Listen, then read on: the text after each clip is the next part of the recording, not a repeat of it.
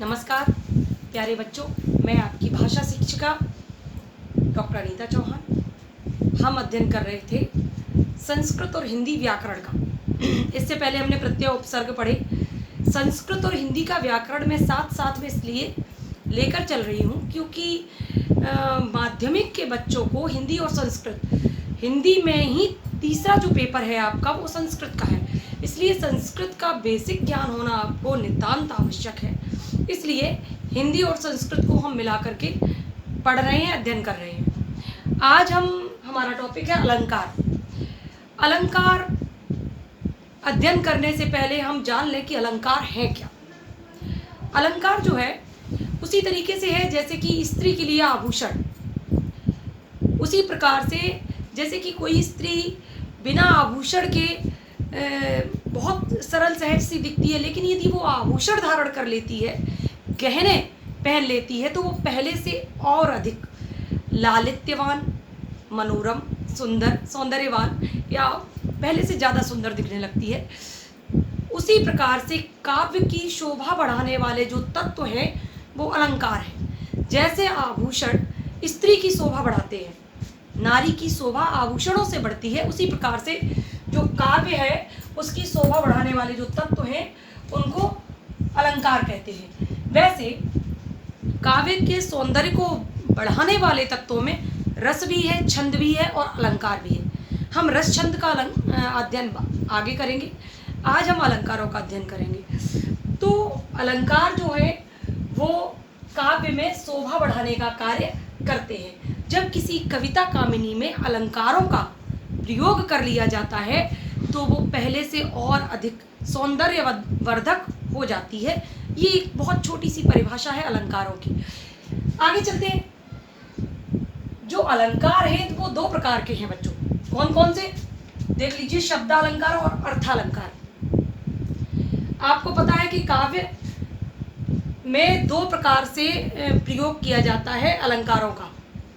कौन कौन से प्रकार से? एक शब्दालंकार और दूसरा अर्थालंकार। आप समझ लेते हैं शब्दालंकार क्या है। शब्दालंकार वो है जहां शब्दों में चमत्कार दिखलाया जाए, ठीक है, जहां पर जो शब्द हैं उनमें एक चमत्कार हो, जैसे कि स्वच्छंदोच्छल दच्छ कच्छ को प्राच्छत्ते तराम्भुच्छटा।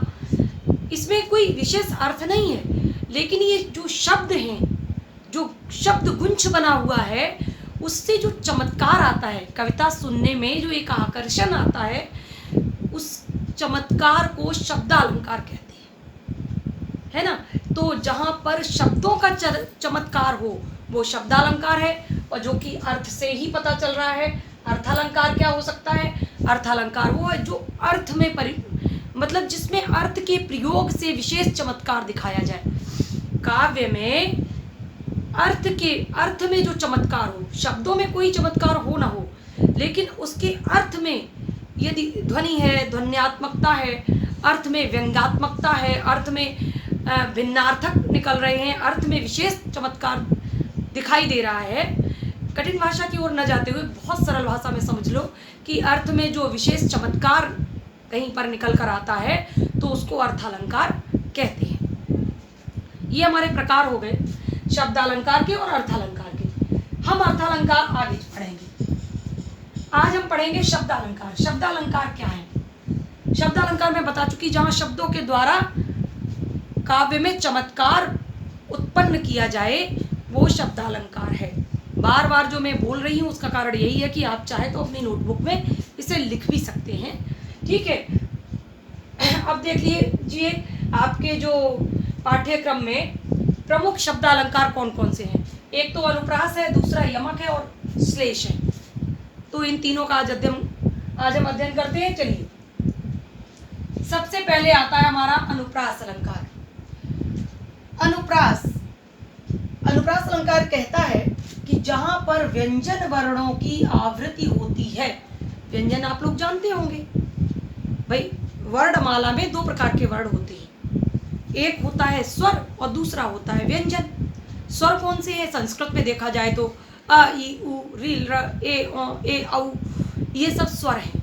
और हिंदी में देखा जाए तो अ आ ई उ ए ऐ ओ, ये सब स्वर हैं, है ना। और व्यंजन कौन से? क से लेकर के म तक के वर्ण जो हैं वो सभी व्यंजन हैं। क से लेकर क्षत्रिय वर्ण, ये तो संयुक्त अक्षर आ जाते हैं पर नीचे, लेकिन क से लेकर के म तक के जितने वर्ण हैं वो सभी के सभी व्यंजन कहलाते हैं। ठीक है, तो दो प्रकार के शब्द हो गए वर्णमाला में, एक स्वर एक व्यंजन। अनुप्रास अलंकार क्या कहता है? वो ये कहता है कि जहां पर व्यंजन वर्णों की आवृत्ति मीन्स बारंबारता, पुनरावृत्ति, कोई चीज बार बार बार बार रिपीट हो रही है तो उसको आवृत्ति कहते हैं। ठीक है, तो जहां पर व्यंजन वर्णों की बारंबारता हो, बार बार वो वर्ण आए, वहां पर अनुप्रास अलंकार होता है। ये अलंकार बहुत सरल है बच्चों, इसको पहचानना बहुत सरल है। आप थोड़ा सा प्रयास करेंगे बहुत आसानी से इसे पहचान सकते हैं। चलिए इसका एक उदाहरण देख लेते हैं। तरन तनुजा तट तमाल तरुवर बहुछाए। इसमें विशेष कोई अर्थ नहीं है, ठीक है, लेकिन एक शब्द है, एक वर्ण है, जहां पर बार बार उस वर्ण की आवृत्ति होने के कारण यहाँ पर अनुप्रास अलंकार हो जाता है। वर्ण कौन सा है? तरन, तनुजा, तट, तमाल, तरुवर, बहुछाई। ठीक है, अब यहाँ पर त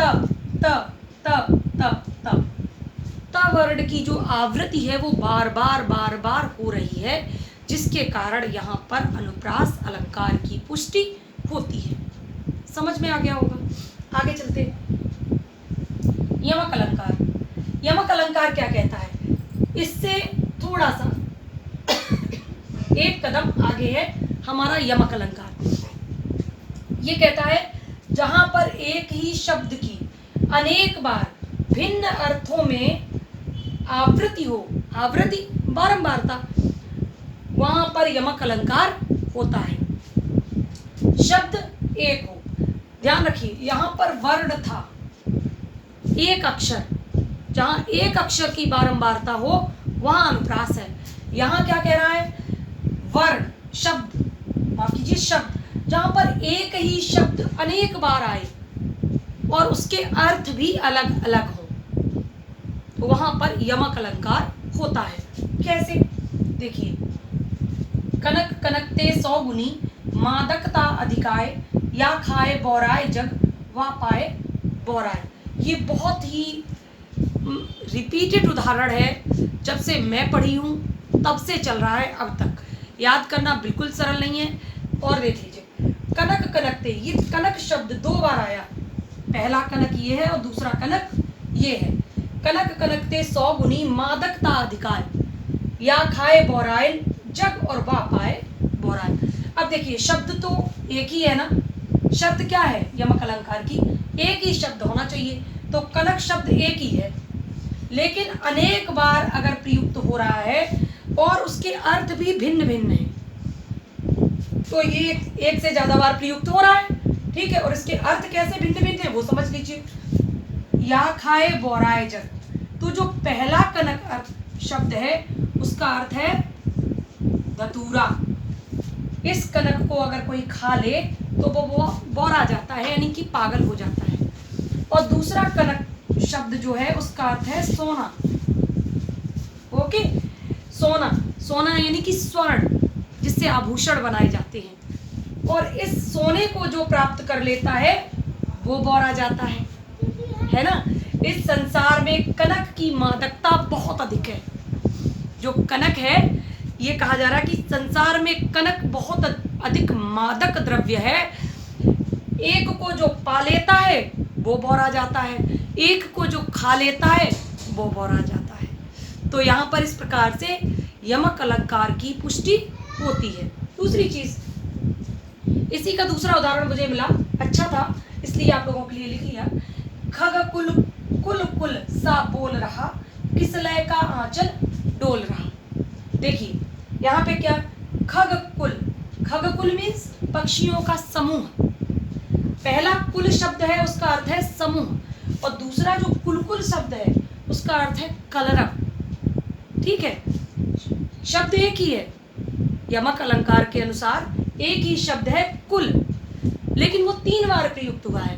ये भी यहाँ पर कहा गया है, अनेक बार प्रयुक्त होने पर भी अगर अर्थों में भिन्नता है अर्थों की आवृत्ति भिन्न भिन्न है, अर्थ अलग अलग होने चाहिए उस शब्द के, ठीक है, तो वहां पर यमक अलंकार हो जाता है।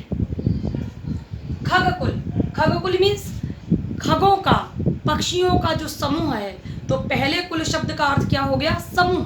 दूसरा क्या है? कुल, यानी कि कलरव, है ना, पक्षियों का जो शोर होता है। सुबह सुबह आप उठेंगे तो देखेंगे कि प्रकृति में कितना चिड़िया चहचहा रही है, कितना सुंदर, कितना मनोरम वातावरण होता है।